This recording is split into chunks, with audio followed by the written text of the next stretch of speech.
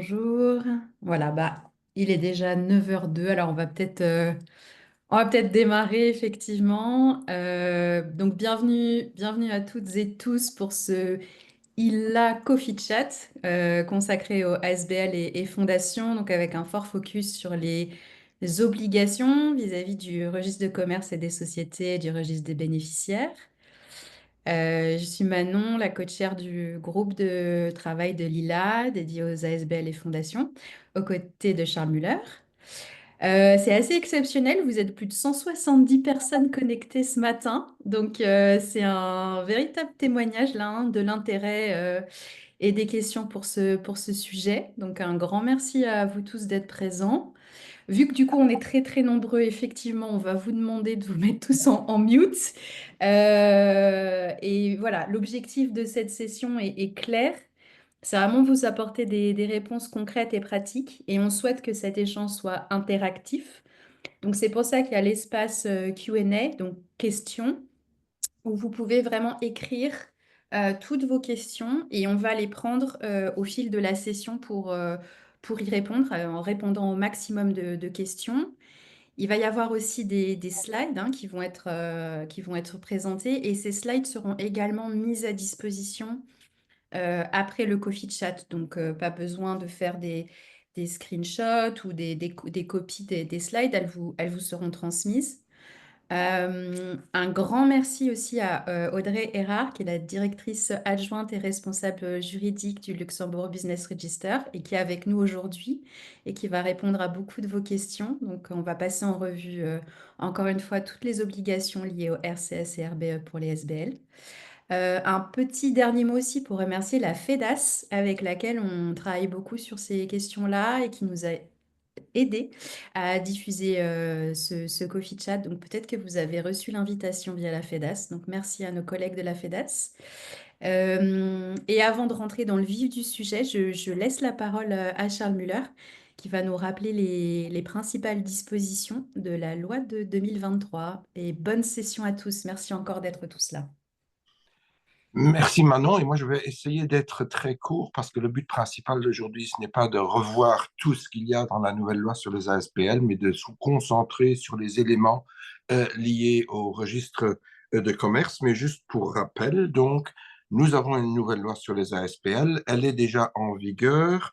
Les nouvelles ASPL doivent s'y conformer immédiatement et les ASPL qui existaient avant l'entrée en vigueur de la loi ont jusqu'au 23 septembre 2025 pour se conformer dans leur statut euh, à la nouvelle loi. Alors, qu'est-ce qui se passe si vous ne vous conformez pas? Vous avez encore le temps maintenant de le faire, mais si vous ne vous conformez pas, eh bien, à partir du 23 septembre 2025, c'est la loi qui va s'appliquer et non plus les statuts. Donc, il y a une différence entre ce que dit la loi et ce que disent vos statuts. Vous devrez appliquer la loi et vos statuts ne seront plus en conformité.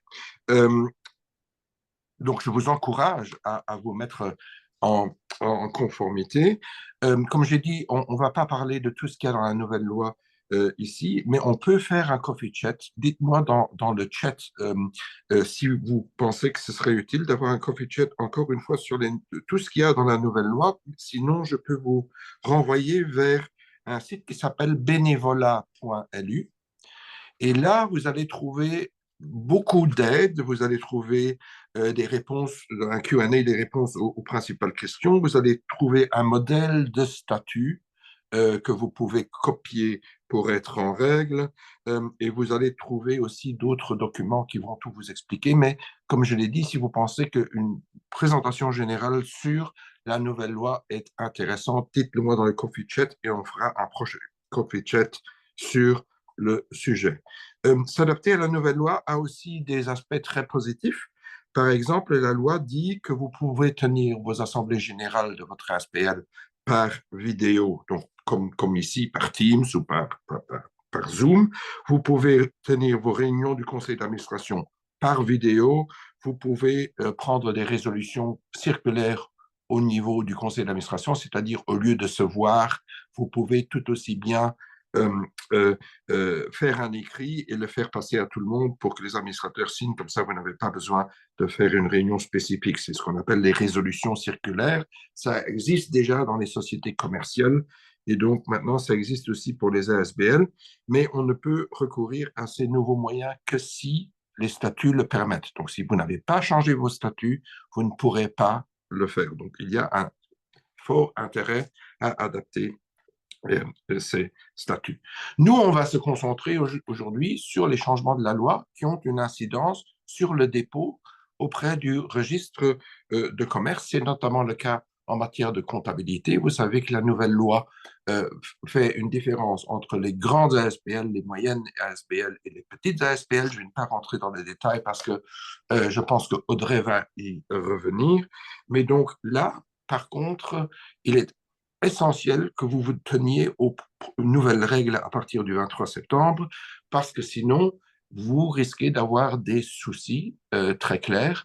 Et je ne sais pas si Audrey veut passer après aussi, juste pour dire un mot sur qu'est-ce qui se passe si on ne se conforme pas aux nouvelles règles de dépôt, parce que je pense que c'est un souci, un élément important.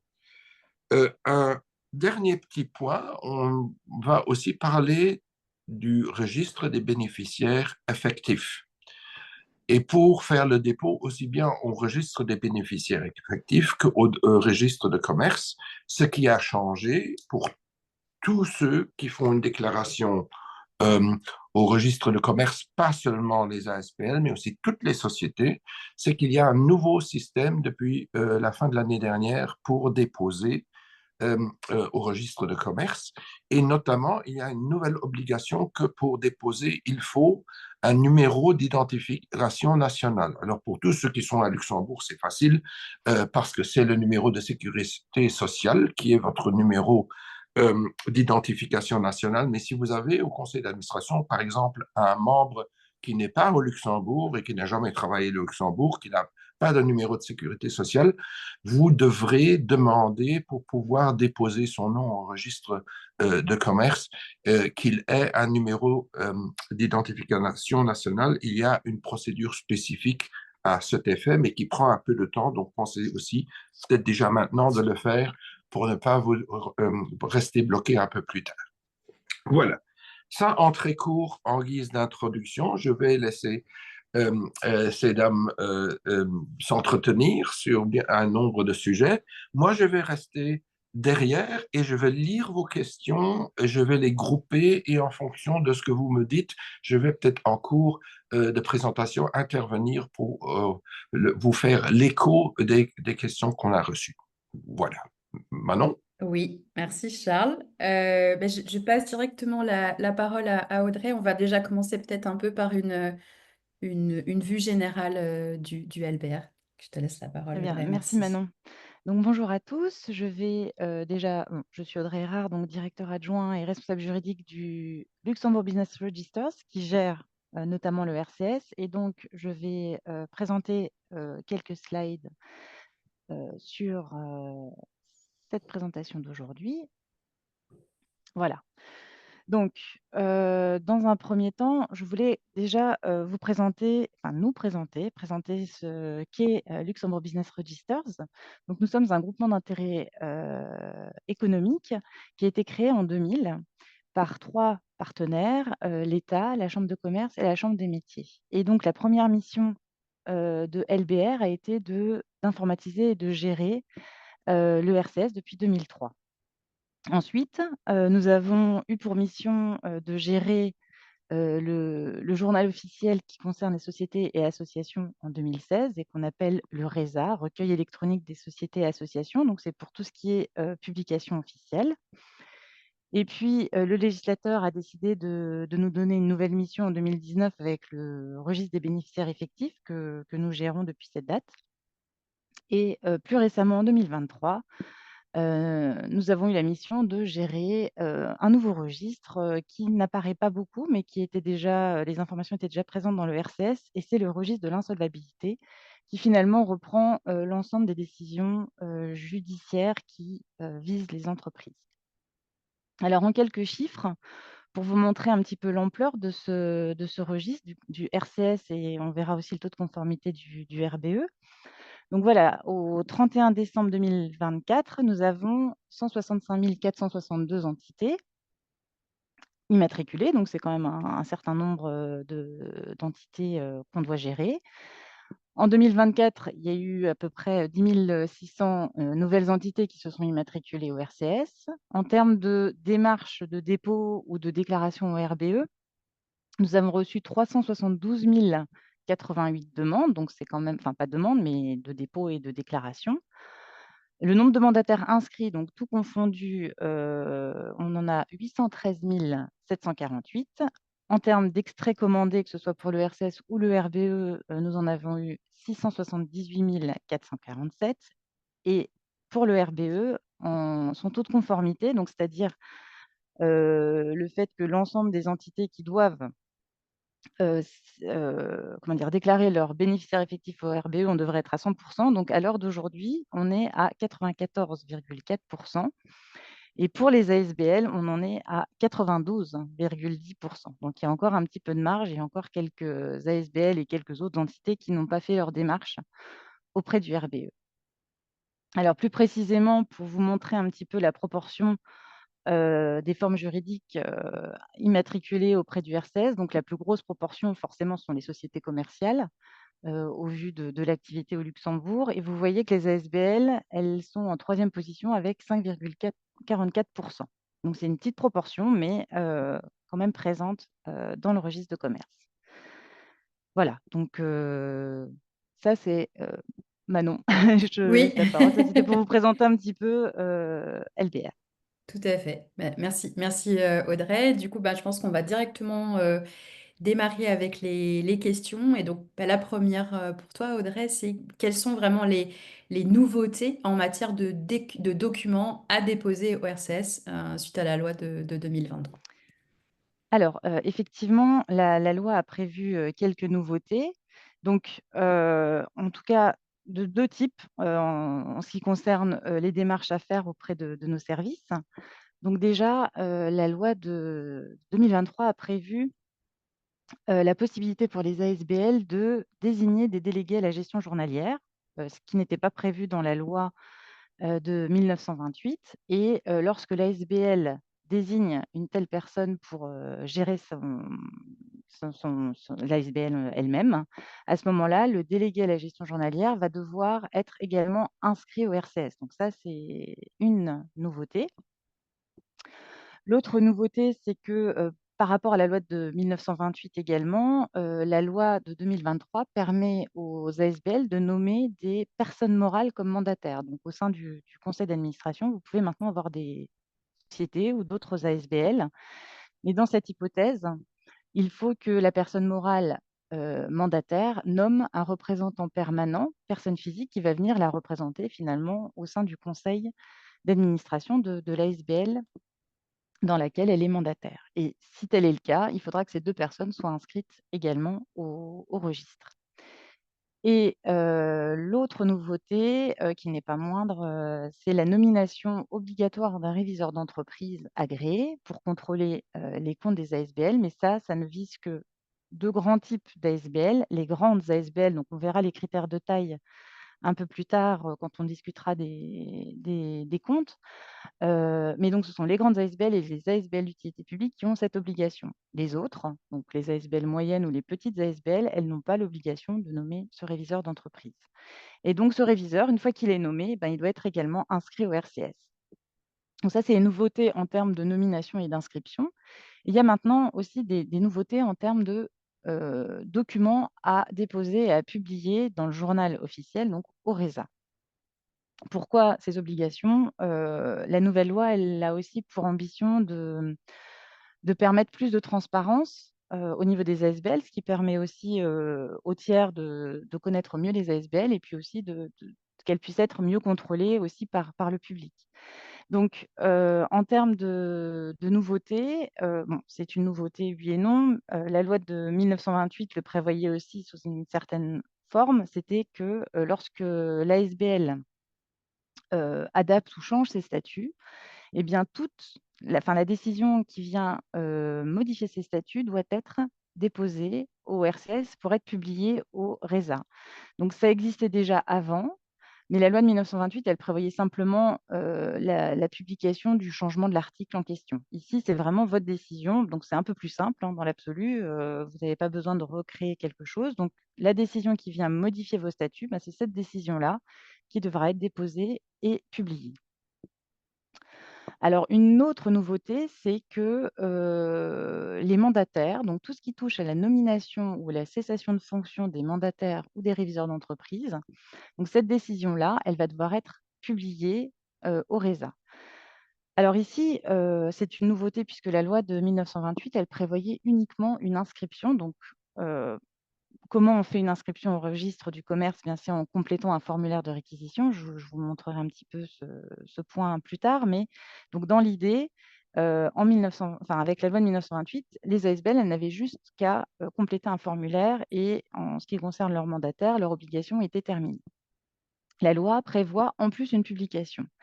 Mais dans la pratique, ça ne va pas changer grand-chose pour les ASBL puisque cette publication, finalement, la loi permet, enfin, c'est le règlement d'exécution qui permet au LBR de générer cette publication sur base du formulaire qui aura été complété. Donc, finalement, dans les faits, ça ne changera pas grand-chose sur la pratique actuelle. Quand vous avez des changements de mandataire, il va falloir les inscrire. Et ensuite, LBR va préparer le document qu'il va publier au RESA pour le compte, quelque part, des ASBL. Et la modification majeure, la dernière que je veux citer, c'est effectivement l'obligation de tenir sa comptabilité, ça c'est une chose, mais surtout de déposer annuellement les documents comptables au RCS. Donc, le contenu de ces documents, on le verra un peu plus tard, mais il est adapté à la taille de l'ASBL. Donc, le législateur demande plus d'informations pour une grosse ASBL ou une ASBL d'utilité publique qu'à une petite ASBL qui aura toujours cette obligation, mais avec des documents peut-être moins détaillés à déposer au RCS. Alors, en termes de délai, normalement, le dépôt des comptes annuels il doit s'effectuer dans les 7 mois après la date de clôture de l'exercice social. Donc, ce délai-là, il doit être suivi. Et donc, en principe, vous avez 6 mois à compter de l'exercice, à la fin de l'exercice social pour valider les comptes, pour que l'Assemblée générale vienne valider les comptes. Et une fois que cette décision est prise, vous avez 1 mois qui est prévu par la loi pour faire le dépôt au RCS. Donc, c'est pour ça qu'on parle d'un délai maximal de 7 mois à compter de l'exercice, à la clôture de l'exercice social. Et ces comptes, une fois qu'ils seront déposés au RCS, eh bien, LBR va aussi générer une publication directement au RESA. Donc, c'est juste une ligne dans le RESA qui va indiquer, on dit que c'est une mention, qui va indiquer que l'ASBL a bien déposé ses comptes au RCS. Et puis, si une personne veut les consulter, il faudra qu'elle aille se connecter sur le site du RCS. Voilà, donc ça, c'est les nouveautés que je pouvais citer en termes de nouvelles obligations ou inscriptions au RCS. Merci. Moi, je vais peut-être juste intervenir pour vous dire, donc il y a de l'intérêt pour qu'on fasse une fois une session sur tous les changements qu'il y a dans la nouvelle loi. Donc ça, on a bien pris note. Euh, la question sur ce qu'on met dans le RCS, est-ce que c'est automatiquement publié au RESA? Donc la réponse est oui. Il n'y a pas deux démarches séparées euh, à faire. Et il y avait une question auquel on peut revenir plus tard, c'est si on a accès au RCS, mais on n'arrive pas à rentrer au RBE, pour le RBE, il y a un code qu'il faut avoir pour son ASPL parce que tout le monde ne peut pas rentrer au RBE. C'est bien ça? Oui, oui, ben ça, j'ai quelques slides là-dessus, donc je OK, peux. ça va. On fera ça après, hein. Ok, très bien. Merci. Je vous en prie. Alors du coup, effectivement, on peut peut-être poursuivre sur quelque chose qu'on a déjà évoqué en introduction. Donc la loi du 7 août 2023, elle entre en vigueur effectivement pour les statuts le 23 septembre 2025. Donc quand est-ce que je dois mettre à jour mes statuts en tant qu'ASBL? Et du coup, quelle loi s'applique si jamais j'ai pas fait le changement? Et du coup, par conséquent, comment aussi notifier le RCS de la mise à jour des statuts de mon ASBL? Alors, effectivement, la loi de 2023 laisse un certain délai aux ASBL qui ont été constitués avant la loi pour adapter leur statut. Et donc, le délai qui est laissé, c'est de 24 mois. Ce délai, il arrive à échéance au 23 septembre 2025. Donc, pendant ce laps de temps, effectivement, les ASBL existantes, elles doivent faire en sorte de nettoyer, entre guillemets, leur statut, rien que d'enlever la référence à la loi de 1928, etc., pour mettre la loi de 2023, mais également peut-être des changements de fond aussi, ou si les ASBL souhaitent bénéficier des nouvelles dispositions ou des nouveaux mécanismes de la loi, effectivement, c'est maintenant qu'il faut faire ces changements. Une fois que le délai est passé, ce qui va se passer, c'est qu'effectivement, la loi de 1928 est abrogée par la loi de 2023, donc elle n'existe déjà plus, mais elle survit, entre guillemets, pendant ces 2 ans, pendant cette période transitoire. Mais une fois qu'on arrive au 23 septembre 2025, la loi de 1928 ne s'applique plus du tout et donc seule la loi de 2023 va s'appliquer. Et comme disait Charles tout à l'heure, c'est les dispositions de la loi qui vont prévaloir sur les statuts. Donc si vous avez des clauses qui sont contraires à la nouvelle loi, eh bien ces clauses ne s'appliqueront plus et n'existeront plus. Alors il n'y a pas du coup de sanction du type votre ASBL va être dissoute si vous n'avez pas mis à jour vos statuts, mais elle sera quand même quelque peu paralysée. Donc, c'est quand même un délai de 24 mois qui est laissé, qui vous permet, je pense, de faire ce qu'il faut pour pouvoir continuer à ce que votre ASBL puisse poursuivre ses activités sans difficulté.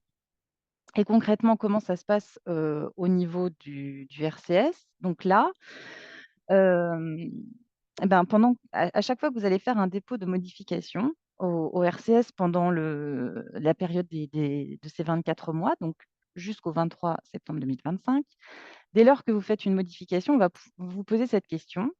Est-ce que les statuts de votre ASBL ont été adaptés pardon, à la loi du 7 août 2023? Donc, à partir du moment où vous cochez oui, à ce moment-là, on ne vous posera plus la question. On va vérifier qu'effectivement, les statuts que vous nous joignez comportent comment dire, les éléments minimums requis par la loi.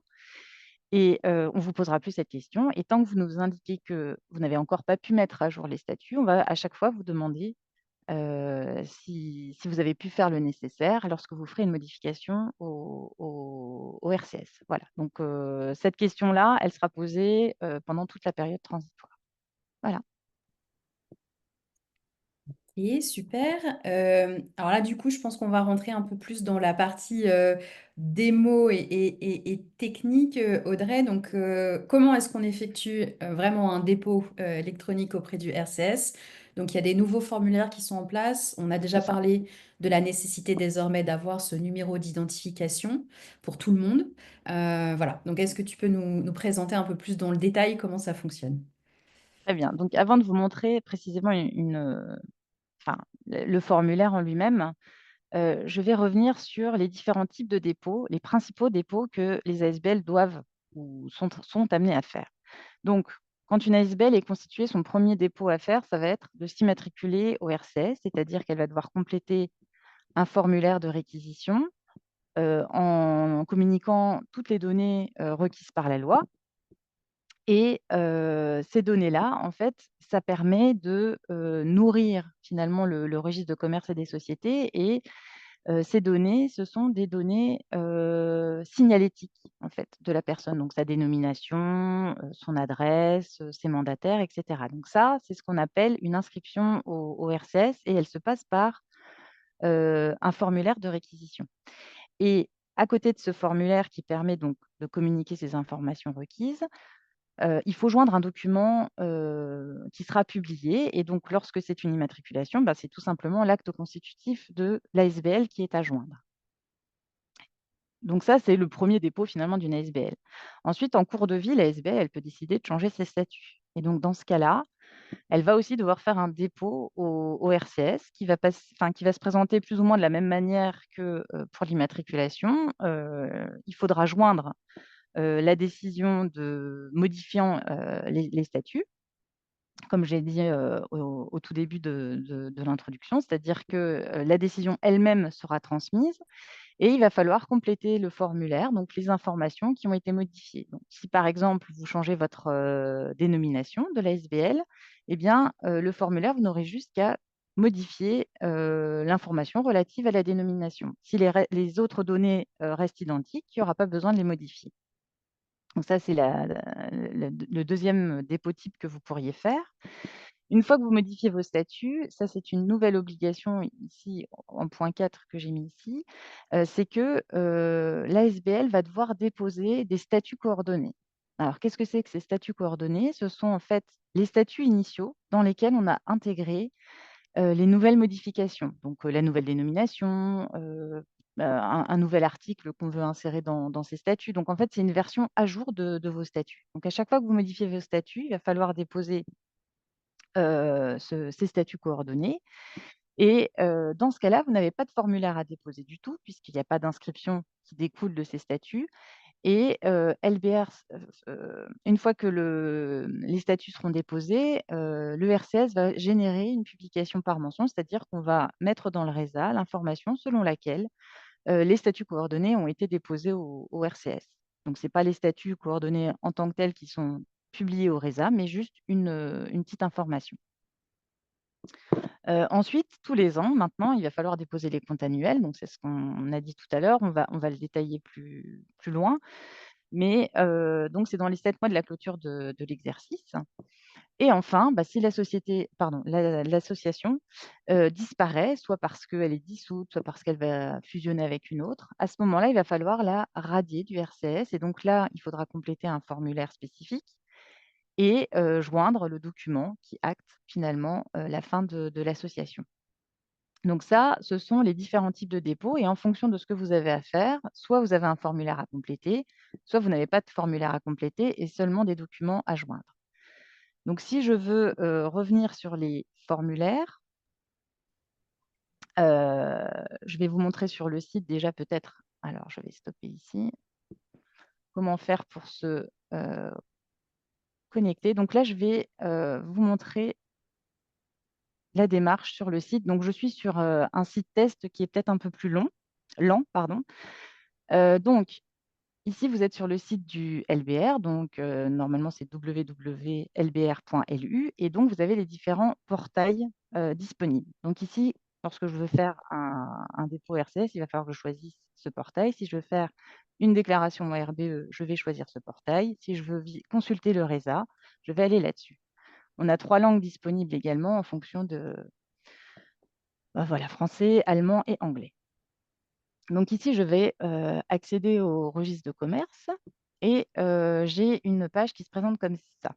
Donc, vous avez différents services proposés, mais ici, on va se focaliser sur un dépôt à faire. Donc, je vais aller dans les dépôts électroniques et je vais cliquer sur Nouveau dépôt. Si je fais ça, l'application, enfin le site va me dire qu'il faut que je me connecte. Donc, je vais le faire. Donc, pour se connecter, il faut un certificat LuxTrust ou on a la possibilité aussi d'une carte EID. Donc, voire un certificat EIDA, c'est l'équivalent du certificat LuxTrust, mais à l'étranger. Donc, je choisis le dispositif que j'ai. Donc, moi, c'est une smart card, par exemple. Je vais m'authentifier sur le site. Donc, c'est obligatoire dès que vous voulez faire un dépôt. Sinon, vous n'accédez pas à la démarche. Si par contre, vous voulez juste consulter un dossier, vous n'êtes pas obligé de vous connecter avec un certificat LuxTrust. Donc, voici à quoi ressemble la page d'accueil une fois que vous voulez faire un dépôt. Donc ici, c'est toutes les démarches possibles au niveau du RCS. Donc, si vous êtes une nouvelle ASBL que vous devez vous constituer, vous allez aller sur Immatriculation. Si vous devez modifier une donnée, vous allez aller là-dessus. Si vous voulez radier, vous allez sur le menu Radiation. Pour les comptes, ce sera les données financières, ce sera les comptes annuels. Et pour les statuts coordonnés, ce sera le menu Statuts coordonnés ici. Donc, si je fais une modification, par exemple, ou tous les autres, dépôts, c'est la même chose, je dois rentrer le numéro de registre qui m'intéresse pour pouvoir entrer dans le dossier. Donc là, je vais prendre un dossier qui n'existe pas. Voilà, je tape mon numéro et on va me demander ce que je veux faire. Et donc, à partir de là, je vais vouloir, par exemple, modifier ma personne. Je vais cliquer là-dessus et je vais rentrer dans l'étape suivante. Donc, ça va être un peu long. Donc, je vais reprendre l'autre document. Voilà. Et donc, je vais arriver sur une page comme ça. Je vais vous la détailler plus tard, mais c'était déjà pour vous montrer le chemin en fait sur le site du RCS. Donc bon, il faut se connecter, ça c'est la première des choses, et il faut avoir les informations nécessaires pour pouvoir les communiquer au RCS. Donc on a parlé. Et Oui. qu'est-ce qu'on fait si on n'a pas de Lux Trust? Alors, s'il n'y a pas de LuxTrust, vous êtes un petit peu coincé, mais on a des solutions. Donc, si vous n'avez pas de LuxTrust ou que vous ne voulez pas, comment dire, payer via le site internet, par exemple, parce que les dépôts sont payants, donc il y a des frais administratifs, et il se peut que vous ne souhaitez pas utiliser votre carte pour pouvoir faire ce dépôt. Vous avez la possibilité d'aller dans notre guichet sur rendez-vous pour pouvoir être assisté en fait dans la démarche. Et donc, c'est LBR qui va finalement venir faire la démarche pour vous, mais la personne doit être là, donner les informations, les documents, etc. Donc, c'est quand même un peu plus lourd parce qu'il faut se déplacer. Mais malheureusement, enfin, je veux dire, ça, c'est une option si vous n'avez pas de certificat LuxTrust. Maintenant, dans le pays, je pense que beaucoup ont ce certificat, puisqu'entre les banques, etc., il y a quand même beaucoup de gens qui l'utilisent. Mais voilà, si on n'a pas de certificat LuxTrust, on est quand même coincé pour pouvoir avancer dans les démarches, hein. Après, vous avez la possibilité d'utiliser un certificat EIDAS. Donc, c'est l'équivalent du certificat LuxTrust, mais dans les autres pays de l'Union européenne. Donc, par exemple, chez les Belges, la carte d'identité, elle peut fonctionner. Donc, il y a différents États qui proposent des solutions. Donc là, ça va un petit peu dépendre des cas de figure. Voilà. OK, donc par rapport au nouveau formulaire, donc effectivement, on est passé d'un formulaire, d'un format qui était un petit peu lourd en PDF à un nouveau format depuis novembre 2024, un format HTML qui permet finalement un encodage plus simple des informations. Alors, ce nouveau format, il nous a permis de faire deux choses qui vont vous impacter directement. D'abord, ça nous a permis de mettre en œuvre une obligation, qu'on avait déjà depuis un petit temps, c'est celle de demander à toutes les entités immatriculées au RCS de communiquer pour les personnes physiques qui sont inscrites dans un dossier, le numéro, d'identifiant national luxembourgeois, donc le numéro de sécurité sociale, le numéro de matricule, enfin peu importe comment on l'appelle, mais c'est ce numéro-là qu'il faut communiquer. Et donc, ces formulaires HTML permettent de faire cette démarche. Et si effectivement une personne qui est inscrite dans un dossier n'a pas de numéro de matricule parce que, par exemple, elle n'est pas résidente ou parce qu'elle ne travaille pas au Grand-Duché, à ce moment-là, vous avez la possibilité de demander la création de ce matricule même en faisant votre démarche de dépôt au RCS. Donc, c'est LBR qui va gérer ça, mais ça va demander de communiquer certaines pièces. Donc, on va le voir. Et l'autre élément aussi de ces nouveaux formulaires, c'est que nous avons pu mettre en place également une obligation qui nous incombe, c'est de vérifier que une adresse au Luxembourg est bien conforme à une adresse inscrite au registre national des localités et des rues. Donc là, il y a tout un contrôle qui est fait pour s'assurer que les adresses inscrites au RCS soient conformes. Donc, pour en revenir au formulaire HTML, donc voilà, ici la présentation de votre, bon là j'ai pris un exemple de formulaire d'immatriculation, mais si c'est une modification, ça serait la même chose. Donc, vous avez une partie ici qu'on a mis en violet ici, c'est toutes les données à saisir. Donc, ces formulaires-là et les données à saisir, elles vont dépendre de la forme juridique, mais donc si vous êtes une ASBL, vous avez toutes ces données-là à communiquer, bon, sauf la personne chargée du contrôle des comptes si vous n'êtes pas une grande ASBL ou une ASBL d'utilité publique. Et puis, bah, si vous êtes en liquidation, il y aura éventuellement un liquidateur. Mais sinon, en tout cas, ce sont ces informations 1 et 2 qui sont de toute manière requises. Ces informations-là, vous les retrouvez ici en détail. C'est la zone de saisie. Donc, quand vous avez des petites astérisques rouges, ce sont des zones obligatoires. Vous devez compléter l'information quand on vous la demande. Si ce n'est pas obligatoire, alors à ce moment-là, vous n'avez pas de petite étoile rouge. Ensuite, vous avez une partie du formulaire ici qui concerne la publication. Donc, c'est la rubrique publication qui vous permet finalement de joindre l'acte constitutif ou l'acte modificatif des statuts, par exemple. Cet onglet ici, document joint qu'on a mis en vert, il n'est pas forcément utile pour les ASBL, mais c'est un modèle général. C'est la possibilité de joindre un document qui n'est pas forcément à publier, mais pour, par exemple, nous expliquer quelque chose. Mais je vous conseille de ne pas forcément l'utiliser, puisque dans le cadre des ASBL, vous n'avez pas vraiment besoin de cet élément-là.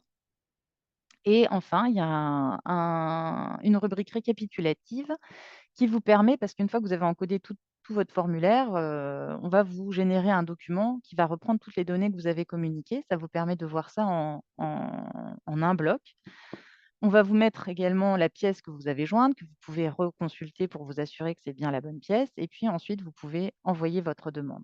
Donc ça, c'est la présentation finalement de la première page d'accueil une fois que vous avez cliqué sur modifier la personne, vous avez mis votre numéro de registre, eh bien, vous allez arriver sur cette page-là. Donc là, je vous ai mis des slides, je ne vais pas les passer en revue, c'est tout ce qu'on attend sur les termes, dénomination, qu'est-ce qu'on veut, qu'est-ce qu'on doit y mettre là-dedans. Donc là où je vais m'arrêter un petit peu, c'est sur ce point-ci, c'est au niveau du siège social. Puisque je vous ai parlé du contrôle des adresses, comment ça se passe en pratique? Eh bien, donc, sur le formulaire, il va falloir déjà indiquer le pays et surtout le code postal. Une fois que vous avez mis Luxembourg, on va vous demander le code postal. Et là, il va falloir cliquer sur le bouton «Rechercher l'adresse» et lorsque vous cliquez là-dessus, l'application va vous sortir directement, la localité et la rue associée à ce code postal. Donc s'il y a plusieurs rues, on va vous donner une liste et puis vous choisirez. Sinon, bah, c'est la seule rue, affectée et donc on l'indique. Et là, il faudra indiquer le numéro. Si le numéro ne correspond pas, à un numéro qui est dans le registre national des localités et des rues, vous allez avoir un message d'erreur. Mais si tout est correct, tout sera au vert et on pourra transmettre la demande. Alors, on a laissé la possibilité ici de communiquer une adresse qui ne figurerait pas dans le registre national des localités et des rues. C'est vraiment exceptionnel. C'est le cas où, par exemple, le siège de la SBL se situerait dans un nouveau lotissement où la commune n'a pas eu le temps de communiquer avec le cadastre ou ce genre de choses. Donc en réalité, c'est vraiment très rare, donc je ne vous conseille pas d'utiliser cette coche-là, puisque si vous le faites alors que l'adresse existe, on va vous retourner votre demande. Donc le plus simple ici, c'est effectivement de mettre votre code postal, vous recherchez l'adresse et en principe, les données apparaissent toutes seules et ça devrait être cohérent avec votre adresse, enfin l'adresse de la SBL. J'en profite aussi sur l'adresse pour vous signaler un élément qui est quand même important. LBR communique quand même beaucoup avec les entreprises en général en utilisant l'adresse du siège social. On va vous envoyer des lettres pour différentes choses, dont notamment des procédures lorsqu'on veut des vérifications, des choses comme ça. On fait des courriers parce qu'on n'a pas forcément d'autres moyens de communiquer avec les entités. Et on se rend compte qu'on a souvent un retour de courrier parce que l'adresse, enfin pour courrier non délivré, parce que l'ASBL ou la société n'est pas trouvée à l'adresse indiquée. Et c'est souvent le cas lorsque vous ne mettez pas finalement une étiquette sur votre boîte postale, enfin votre boîte aux lettres pour indiquer que la SBL elle est bien domiciliée à cette adresse. Donc, je vous conseille quand même de le faire parce que si le facteur ne trouve pas l'ASBL à l'adresse indiquée et nous retourne le courrier, nous, on va considérer que l'adresse n'est pas valide. Et donc là, ça peut engendrer après des conséquences puisque c'est contraire aux dispositions légales. Il faut qu'on puisse atteindre les sociétés et les ASBL en général à leur siège. Donc, c'est souvent simplement que les gens ne sont pas comment dire, au fait de ça. Mais c'est important que si vous domiciliez une ASBL chez vous, de mettre sur votre boîte aux lettres cette information pour que le facteur puisse trouver l'ASBL sans problème. Sur la Donc ça, question de l'adresse, oui. il y a encore un point ici. Si l'adresse de la SBL est l'administration communale, est-ce qu'il faut changer d'adresse? Non. Je pense que si il y a l'administration communale est d'accord et que Alors, la, oui, là, il faut que alors, moi, j'ai pas de souci avec ça, hein, non, loin de là, si effectivement l'administration communale est d'accord, mais il faut que le facteur puisse la trouver. Donc là, il faut que quelque part, l'accueil de l'administration communale sache que la SBL est bien, a bien son siège là et qu'elle puisse réceptionner les courriers. C'est juste ça, mais dans l'absolu, c'est pas impossible, hein. par contre, une boîte postale, c'est aussi une question ne peut pas être l'adresse Non, sociale. Il faut une oui, vraie adresse, pas une boîte postale. c'est ça. Et puis, peut-on enregistrer au Luxembourg une association qui a son siège en France? Non. Non, Voilà. Merci. voilà, Voilà. je vous en prie. Voilà, donc ça, c'est pour le siège. Donc là, je vais passer. Alors, juste par rapport au mandataire, c'est juste pour vous montrer rapidement le formulaire, parce que je vous ai dit que tout à l'heure, ça ne changeait pas grand-chose en termes de démarche. Donc, les mandataires, il faut toujours les inscrire, ça c'était déjà prévu sous l'ancienne législation. Mais je vous ai dit qu'on allait publier la nomination ou la fin de mandat de la personne. Donc, c'est LBR qui va publier ça pour le compte de la SBL sur base justement de ce formulaire, donc de ces pages-là, de ces 2 pages-là. Vous allez indiquer l'identité de la personne, si elle est, quelle est sa fonction et ce genre de choses. Donc, c'est ces informations-là qu'on va ressortir pour les mettre au RESA. Et donc, ça vous permet d'éviter de faire 2 démarches, en tout cas de compléter un formulaire et de joindre une autre pièce. Mais en termes de modification, peut-être si par rapport à la loi de 1928, la loi de 2023 limite la durée de mandat des administrateurs du conseil d'administration et c'est une limite de 6 ans, hein, ce qui n'existait pas dans la loi de 1928. Et pareil, en ce qui concerne les termes, la loi de 2023 parle de conseil d'administration et d'administrateurs et plus de comités ou comment, de membres. Bon, maintenant, on n'est pas, comment dire, strict là-dessus, hein. Je veux dire, après, ça va un petit peu dépendre des statuts, mais faites aussi attention à ce wording-là. Maintenant, on parle quand même de conseil d'administration, donc à voir un petit peu dans vos statuts. Ça, c'est aussi peut-être une petite chose à mettre à jour. Euh, alors ça, on verra après. Et donc, numéro d'identifiant national luxembourgeois. Alors, on vous a déjà dit hein, cet élément-là. Donc ça, c'est vraiment une nouveauté bon, qui n'est pas complètement nouvelle parce que l'obligation date de quelques années, mais on n'a pas été forcément capable de permettre au marché de nous communiquer l'information avant nos formulaires HTML. Donc maintenant, avec ces nouveaux formulaires, dès que vous modifiez ou inscrivez une personne physique, on va vous demander est-ce que cette personne dispose ou non d'un numéro de matricule. Donc, en fonction de la réponse, oui, j'en ai un. Alors, qu'est-ce qui va se passer? Je vais juste devoir communiquer le numéro de la personne dans le formulaire et je n'ai pas besoin de joindre de pièces. Mais ça suppose que vous, quand vous faites la démarche, que les administrateurs de l'ASBL vous aient donné leur numéro d'identifiant national luxembourgeois en amont. Si la personne n'en a pas, à ce moment-là, pendant la démarche hein, de dépôt au RCS, on va vous dire, ben, très bien, on va créer le numéro pour cette personne, mais pour ça, il nous faut quand même au moins une pièce justificative, si ce n'est 2. La première, ce sera un justificatif d'identité, donc soit une pièce d'identité telle que le passeport ou la carte d'identité. Et si s'il n'y a pas d'adresse dans ce document ou si l'adresse qui figure n'est plus d'actualité, il faudra un justificatif de domicile de moins de 6 mois. Donc une facture, un certificat de résidence ou des choses comme ça. Et donc ces pièces-là devront être communiquées à LBR pour qu'on puisse créer le numéro, enfin demander la création du numéro de matricule.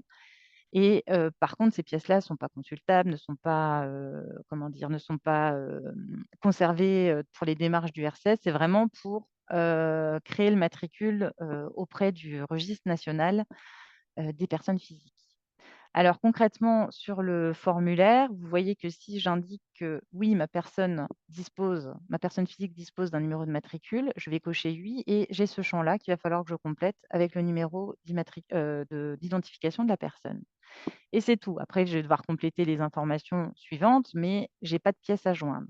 Si par contre je coche non, donc je vais devoir compléter les différentes informations et vous voyez qu'ici, dans ma démarche de départ, je vais avoir une nouvelle rubrique qui va apparaître et qui concerne la création du numéro d'identifiant national. Et quand vous cliquez là-dessus, on va vous ouvrir une page où on va vous demander les pièces justificatives. Donc, le formulaire vous aide quand même à savoir ce que vous devez faire, mais voilà. Donc, sachez qu'il nous faut des pièces justificatives uniquement dans le cadre de la création de ce numéro de matricule.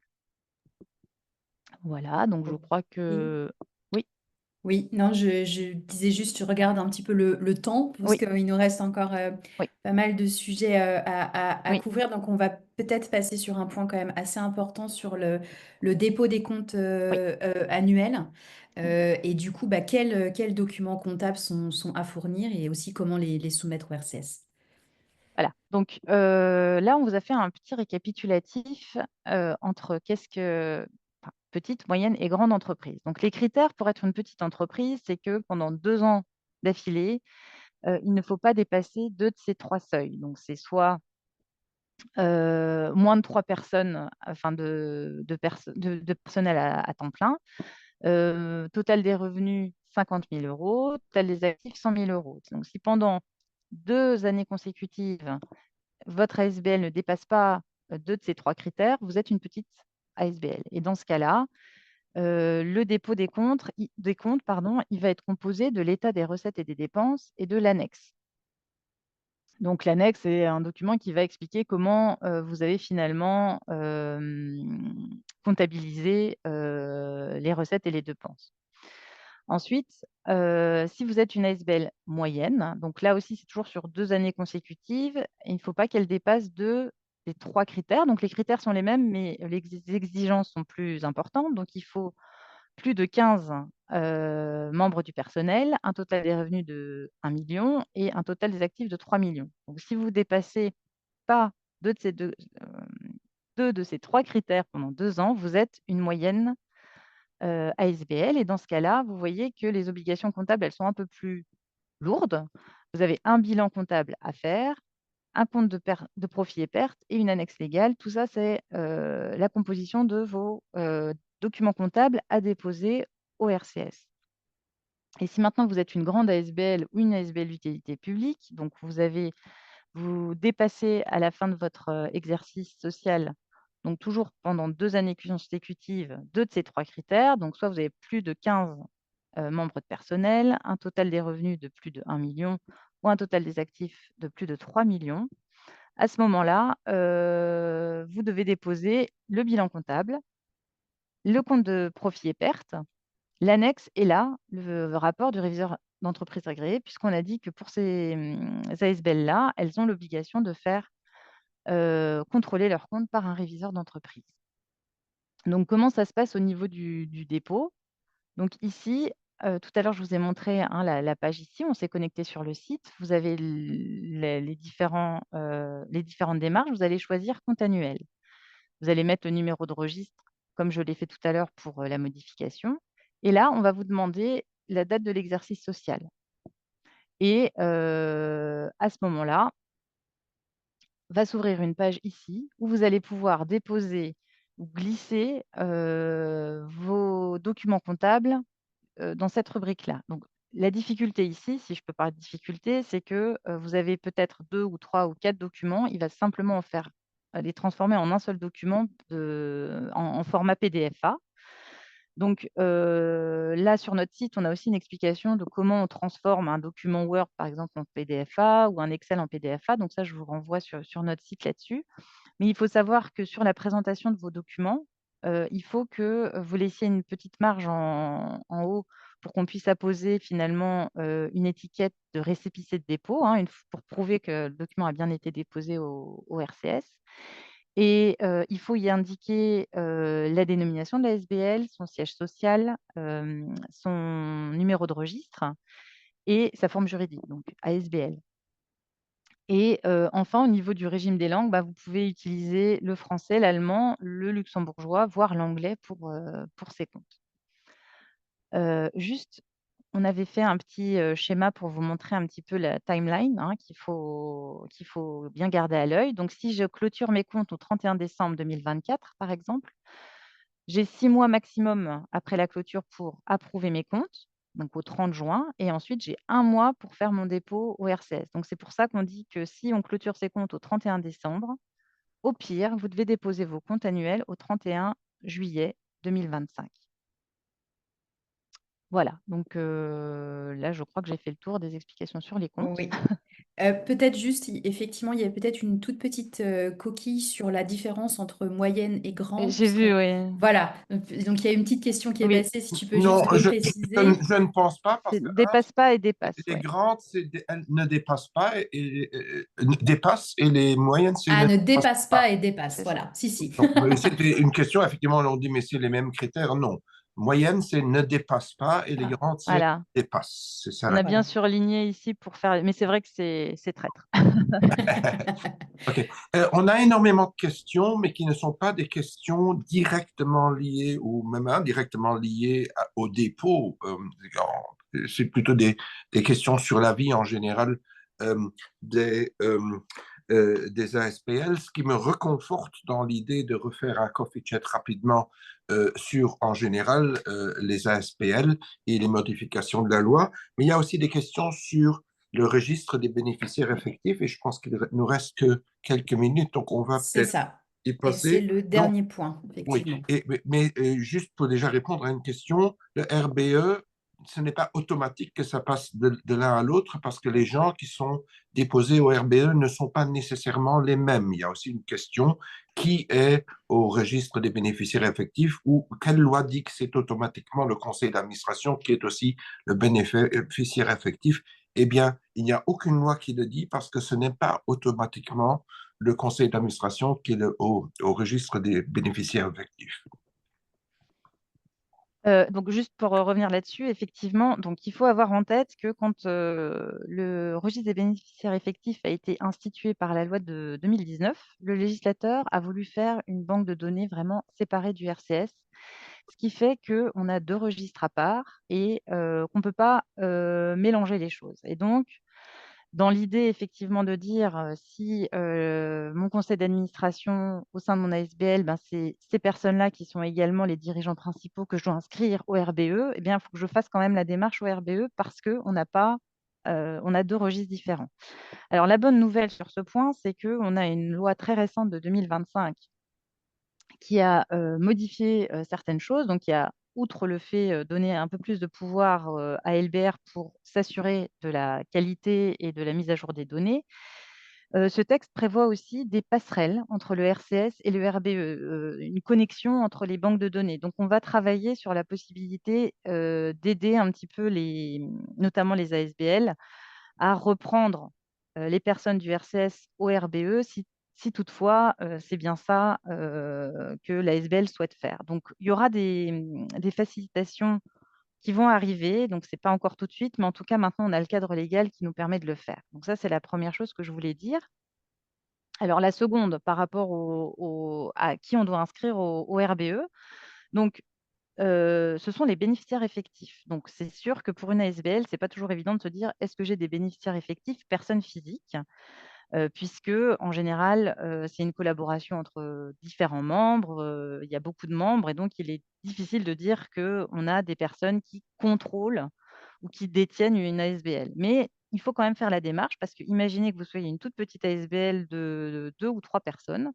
Eh bien, dans ce cas-là, vous pourriez très bien dire que dans ce cas, vous contrôlez l'ASBL et à ce moment-là, vous pourriez être inscrit en tant que bénéficiaire de l'ASBL. Donc ça, la définition du bénéficiaire d'une ASBL ou d'une société, donc c'est la même définition, ce qui n'est pas tout à fait évident parce que ce n'est pas du tout les mêmes, comment dire, les mêmes structures, hein.